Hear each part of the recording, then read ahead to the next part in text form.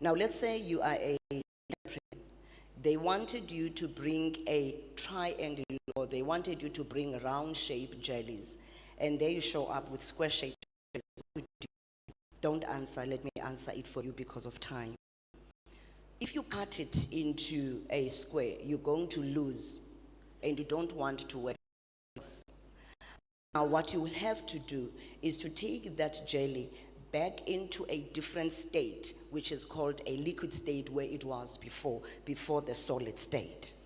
Then you will have to get a different shape, a round shape, and reshape the jelly so that you can deliver what was required. That is where we are with life. I am not going to lie to you. What you have studied, there's many of you who have studied, but there's a number of you who are going to fall between the cracks. A few years back, there was something that happened in the country. It was called fees must fall. People did not go to school. We who work outside of the institution, who catch you and work with you outside, we found ourselves stuck with a number of young people who fell between the cracks, who were not able to go back into the schooling system. Don't worry, we still need them as cashiers.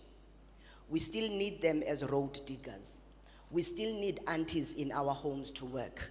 We still need our nannies, and they will come from those who fall between the cracks people, because they will be doing something.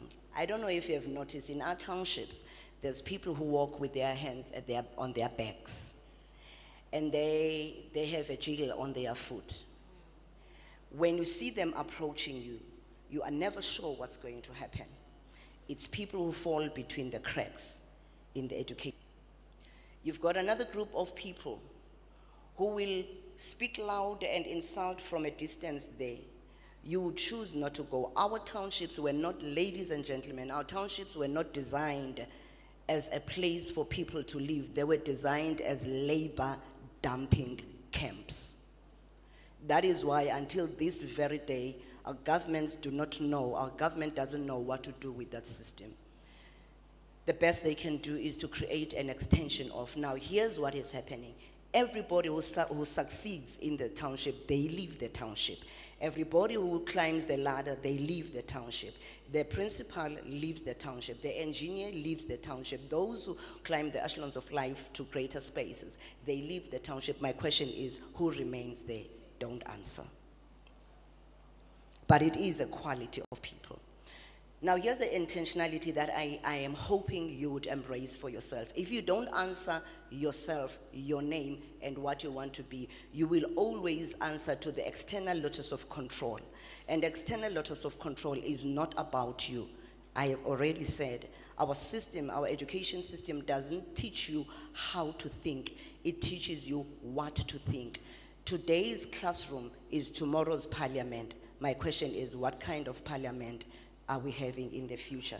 Because the one we have now is yesterday's classroom, and it's visible, it's clear. We cannot blame people who, in our time, we are the forgotten generation, we are the sacrificed generation. We had to fend it ourselves, because we are those, remember back in the day at UNITRA, 1 year you're not writing, the second year you're not writing, because we are the sacrificed one. And we are those who are frustrating the then government, busy frustrating them, throwing things on the floor when the dustbins are there, breaking windows, what was called back then a go slow. You go to any office today, you'll find people who were wired at go slow still going slow. Because whatever wires together, fires together. And the question is, again, who are you becoming? A study was done at FNB Stadium. The whole place was they had put dustbins. By the time the game was over, the dustbins were clean except for the floors. Because the people that were filling the stadium was the same people that back then we were throwing things on the floor. Throwing things on the floor. We still do that today. The other day I was at Spa, a gentleman driving a new X6. I love cars any day. I'm fascinated with cars. Give me a V12 any day. I'll show you how to hit the road. This gentleman is driving a car, a beautiful car. Guess what happens? He throws Kentucky box outside, a V6. That means this guy does have money. That means this guy does have a kind of life. But what is not there is a quality of the nation. It was not fired. It was not fired and wired with him. He doesn't care what happens with that paper outside. It doesn't. I was coming through the gate and I looked at these premises. There's bottles, there's papers, there's things everywhere. And my question is, what kind of a generation are we raising? That doesn't have it wired in them that my environment must be clean. My environment must be quality. What quality of people are we raising? If you can go to the township today, at a corner of a street, you'll find a pile of dirt. That dirt did not find its way there. Somebody threw it. Because somebody is thinking, but it's called limited thinking. What makes us to leave the other side of the railway line to go to the other side of the railway line, it's choices. We once took our firstborn to Queen's College here, and the then principal asked a question that to this day, it galled me. She asked my husband and I, why don't you take your child to the schools in the township? Why do you bring your child here? And what we discovered years later is that it is not English we submitted our children to. It was a culture.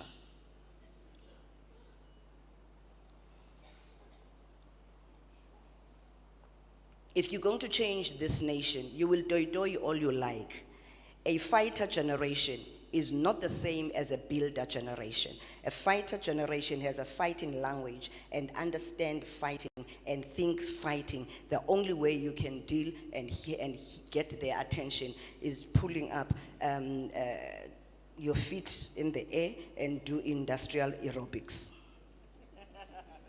Wow. I don't know how far that has taken us thus far. But if we are going to build a country, we need builder generation, not a fighter generation. Right now, those of us who are studying, who are learning, I am studying, by the way, I'm almost done. I almost said what I'm studying. I go to school, I sit and I'm working. I made a decision in my life that one thing I'm going to do as long as I live is to study. The reason for that is to keep my neuroplasticity strong and to keep my neuroplasticity pliable so that I don't grow old, and when I'm old I start walking around and talking alone. Is it 5 minutes remaining? All right. I'm going to sing through the last part so that we are all settled. So I had to make a choice to be a student in a lifetime. Now here's the deal, ladies and gentlemen, to both the parents and the graduates. When you come from here, there's nothing guaranteed for you. This is what I do when I coach young people. You either have a choice to stand on the queue to be employed. If you notice, I've put hold of what I was saying because of time. You have a choice to stand on queues to be employed. But if you're going to be smart, you can take the same education, take everything, every skill you have acquired thus far, put it together, align it, and employ others using the same skill without being employed. It is possible. When I was young, much younger, some years back, I had just come out of school. I was selling people. This is the kind of people I was selling. I was selling domestic workers. So I would bring them to a place that I had rented. I would skill them, train them cell phone answering so that they don't say, hello, who are you? Who do you want? No, we had to train them how to answer the phone. We had to train them speaking skills, presentation skills. We're living in a very volatile country today. Nothing is promised to anybody. Anything can happen anytime. Those of the people, great people here who know things inside the political arena, nothing is promised to anybody. So we need to be smart. Take what you have learned from school. Instead, once you are on a waiting queue, having submitted your applications, and the next thing you are those young people who are taken just to be given 4,000 rands a month. 4,000 rands a month. You sit with 4 friends in a restaurant and you need 5,000 rands. So instead of sitting on the queue, restructure what you have acquired. Have a friend or 2 friends, have key connectivity, and have key conversations, and decide to be different. Decide to stand up and stand out. Work on businesses. There's a lot of opportunities out there, either than waiting to be absorbed by the municipality. There's older people there who are 60, and the government said they must be 65. That means in the next 5 years, you're not going to be employed because they are still waiting to be 65. They are not working to be 65. They don't have that energy. They are sitting where you're supposed to sit for the next 5 years, waiting to be 65. Whereas somebody who is vibrant, stronger, could be employed in this place. I'm not chucking anybody out. I'm almost there myself. But I have created my exit landing. I already have my exit landing that I'm not an employee in my life. I'm an employer. Yes, ma'am. Yes, so you make a choice in life. How long are you going? Because the day you are 65, they're going to give you a watch to say, time up, well done, thank you. And the very interesting thing is that our president is over 72 years of age, and we have confidence in him. But when you are 60 and 65, we say you are done.